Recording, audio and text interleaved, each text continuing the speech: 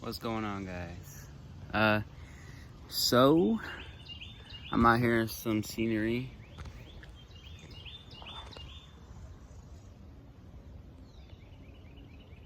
Just wanted to share that with y'all. So I want to go over Psalm 142. I spent some time. I felt really distant, honestly, from the Lord. A lot was going on this past week and weekend, and I just felt really distant. And so I came home from school today, chilled with my mom for a little bit, and I just wanted to sit in his presence. I just wanted to sit in his presence and just some quiet. And I don't know how long I sat there for, but I eventually did open up my Bible, and I stumbled upon Psalm 142. So I also spent some time journaling about it, how I wanted to explain it. So what I'm gonna do is I'm just gonna read it. It's not too long. I'm gonna read it, and then I'm gonna give detail about it. Sorry if I swat a lot. There's low-key a lot of mosquitoes, but I'm going through it. So here we go. Psalm 142. With my voice I cry to the Lord. With my voice I make supplication to the Lord. I pour out my complaint before him. I tell my trouble before him. When my spirit is faint, you know my way. In the path where I walk, they have hidden a trap for me. Look on my right hand and see, there is no one who takes notice of me. No refuge remains to me. No one cares for me. I cry to you, O Lord. I say, you are my refuge, my portion in the land of the living. Give heed to my cry, for I am brought very low. Save me from my persecutors, for they are too strong for me. Bring me out of prison, so that I may give thanks to your name. The righteous will surround me, for you will deal bountifully with me. So, I kind of immediately hit with this. But let me just get into a little bit of detail of my journal, you know what I'm saying? 1 second. Okay. So I'm gonna go section by section. With my voice I cry to the Lord. With my voice I make supplication to the Lord.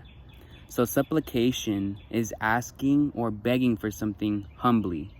So, for example, in my life, I really want his will to be over my life. I really want to walk the path that he paved for me. I want to do the things that he created for me to do, that he blessed my abilities to be able to do. I want to be able to do those, whatever is in his will. So, and this is me, I'm doing this, explain, this, because Psalm 42 hit for me. I don't know if it's going to hit for y'all, but, so I'm explaining how this hit for me, just letting y'all know. So, with my voice, I cry to the Lord. With my voice, I make supplication to the Lord. So, recently I have been trying to ask for his will over my life a lot. And just trying to talk to him as much as I can, even though at times I do forget and I do get distant sometimes with just the fast-pacedness of the world. Next, I pour out my complaint before him. I tell my trouble before him.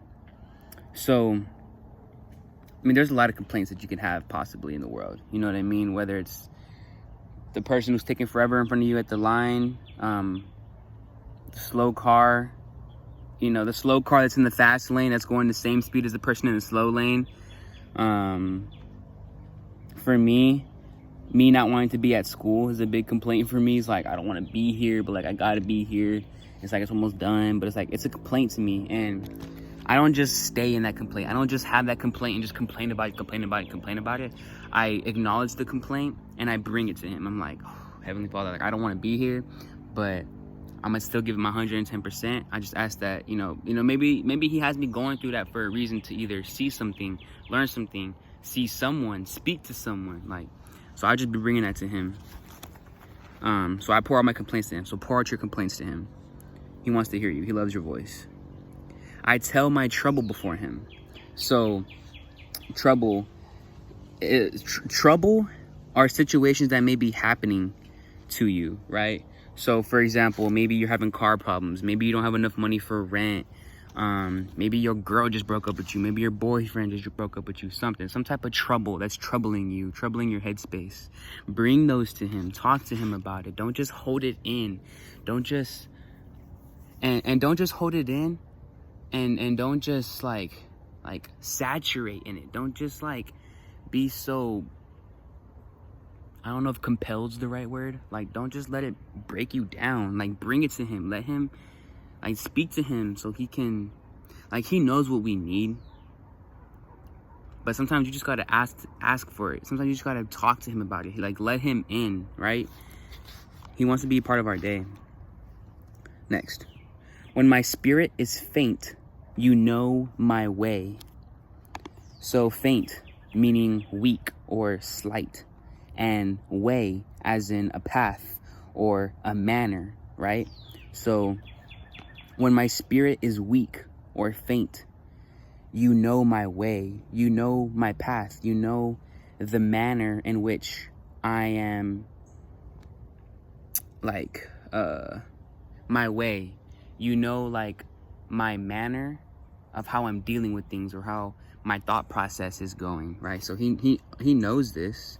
And he knows, and we can let him in on a relationship level by talking to him. Like I said, talking to him about our complaints, talking to him about our troubles, talking to him about our successes, you know, our wins and stuff like that. And he'll open up great doors for us. In the path where I walk, they have hidden a trap for me. So this, right?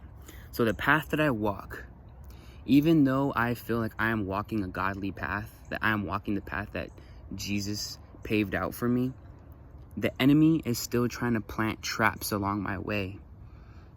Traps of temptation, whether that's lust, whether, the big one for me right now is social media and mobile games. And trap basically means catches or retains by allowing entry but not an exit. So like I said, social media, video games, those ones hit so hard for me because they catch me, they allow my entry, but when it's time for me to get off or do something productive, I feel so glued to it. I feel like I can't get away from it, and it takes me away from priorities, and it makes me feel guilty. It makes me feel gross about myself, honestly. That's just me personally, but that's just how I feel. So be aware that, you know, you can be walking righteously, but there's still going to be traps here and there. The devil's like, you know, eventually, you know, you can be really involved in your faith to where the enemy's not really going to mess with you as much. But I'm still in my beginning, and I'm sure a lot of you are either in your beginning or not even really in there yet. And so you're definitely gonna have traps set for you. So, and bring those to him. Like, when you acknowledge those things, when you acknowledge that you're stuck on your phone, or you're gossiping too much, or, you know, whatever it may be for you, whatever the trap may be for you, because I have no clue. There's a whole lot of traps out there that probably apply to some of y'all, but not to me. Acknowledge them and bring it to him in prayer. Talk to him. It's like the same thing about talking to him about your complaints and troubles. Talk to him about the traps that you're seeing that are placed out for you. Tell him to show you a way how to get around them, how to, you know what I mean, acknowledge it before you even step in it. Look on my right hand and see, there is no one who takes notice of me. There is no one who takes notice of me.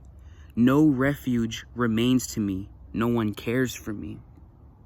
So I look at my right hand, as in, like, in the physical, right? There is no one who takes notice of me.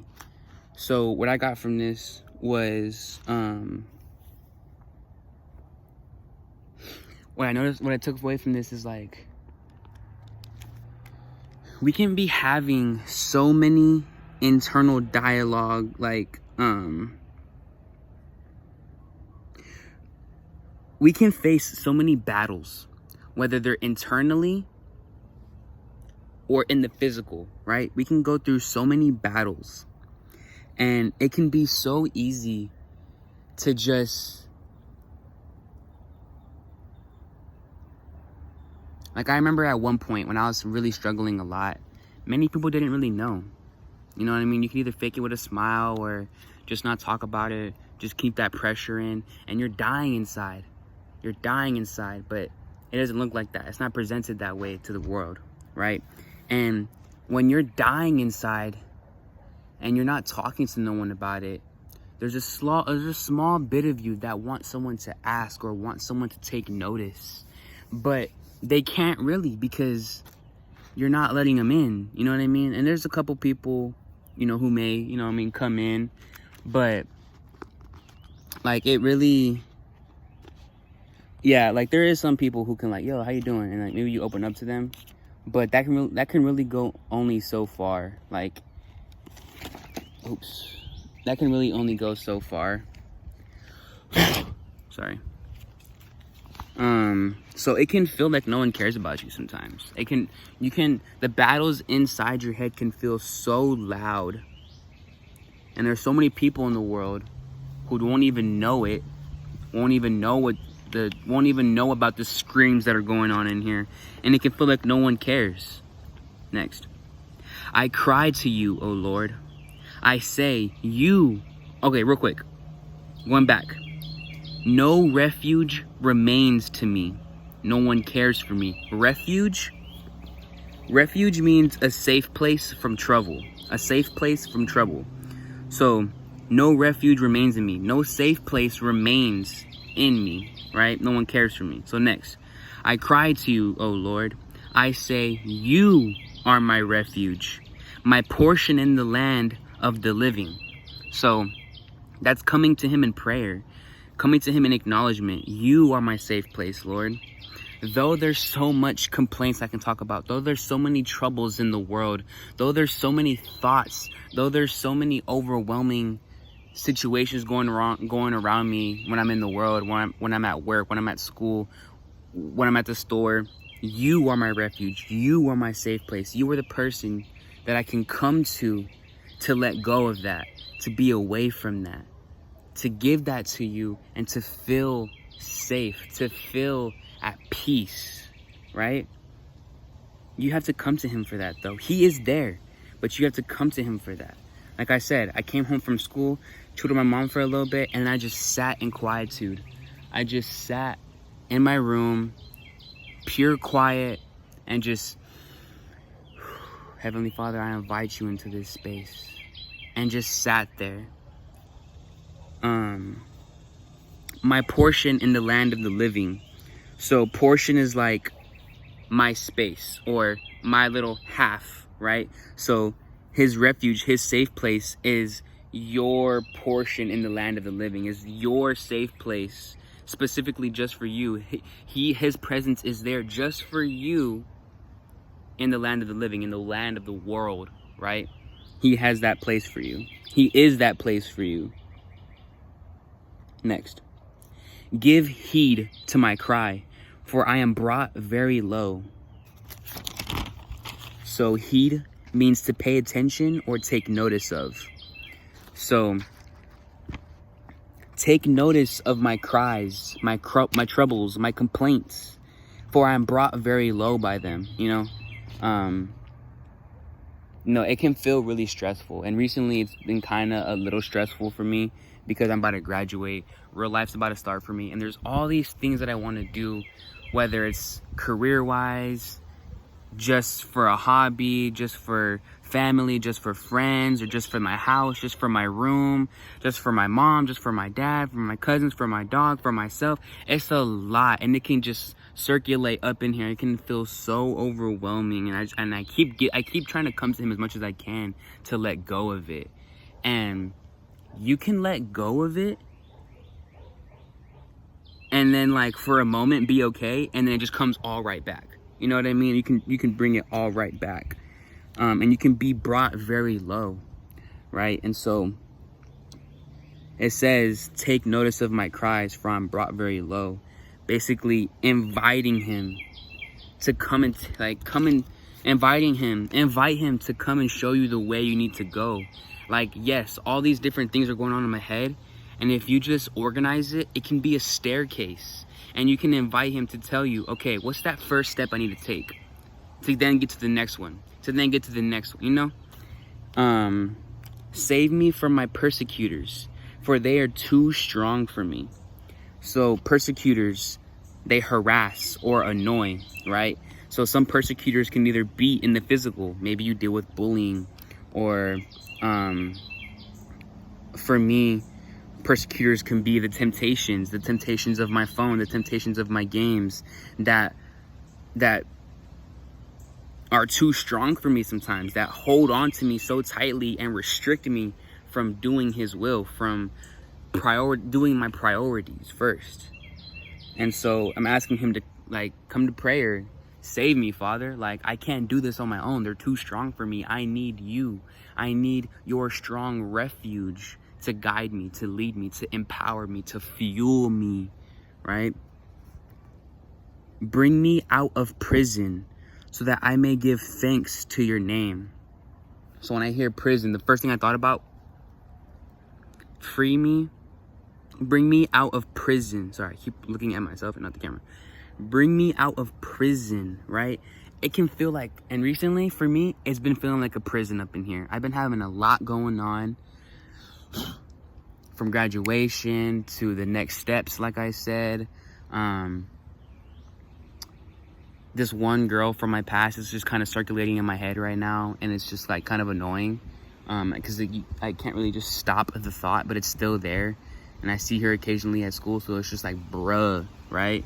And so it can feel like such a prison in here because I can't get out of it, and I'm like, right? So bring me out of prison. So I come to him, and that's when you come to him in prayer. Bring me out of this prison. Like, Heavenly Father, like, I'm going through this, and that. Same thing as going about the complaints and troubles and everything. Bring me out of this prison, Lord, so that I may give thanks to your name. So I can be like, yo, thank the Lord, you freed me. You broke the chains that were holding me back, Father. Like, I'm fueled by you. Like, there was these chains holding me, and I was trying to run. But they're just holding me back. But you broke those chains, Father. And now I'm a marathon runner. You know what I'm saying? I'm a sprinter. And then it ends off by saying, the righteous will surround me, for you deal bountifully with me. So he ends it off, and this is King David, I believe. Yes, David. He usually kind of ends it off with like a strong, meaningful reassurance. So he kind of listed all these pains and stuff, but he ended off with reassurance. The righteous will surround me, for you deal bountifully with me. So the Lord's favor and grace is so strong that his righteousness will cover us. He will come through for us.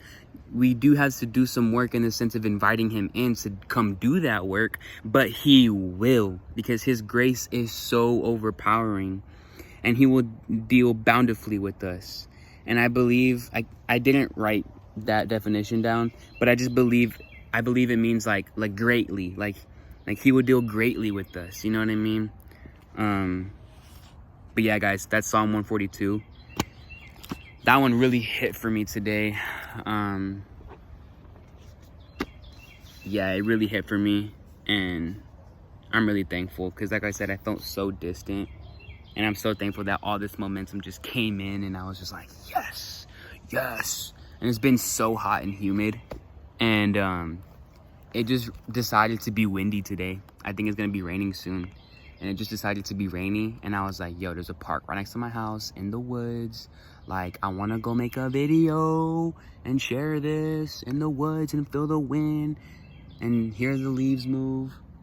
But yeah, and I also got a bunch of mosquito bites. But I hope that kind of worked out for y'all. I hope that was kind of opening for y'all as well, as much as it was for me. To just end it off as a little recap, talk to him.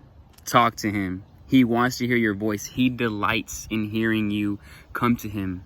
You know what I mean? There's so many complaints in this world. There's so many